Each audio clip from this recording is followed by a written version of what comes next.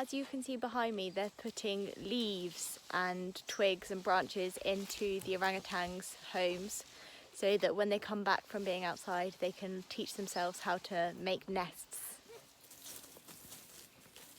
The 3 orangutans who've been out exploring the environment this morning are called Tim Tom, Mona and Adip, with Adip being the boy, the other 2 little girls.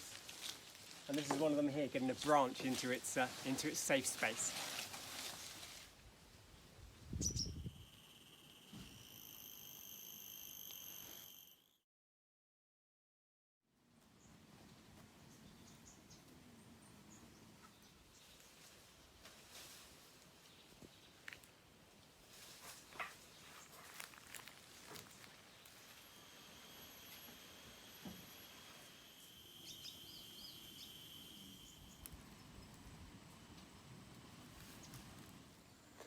I've just finished my second painting for today, and I've painted the adult mum and her little baby who came visiting the camp.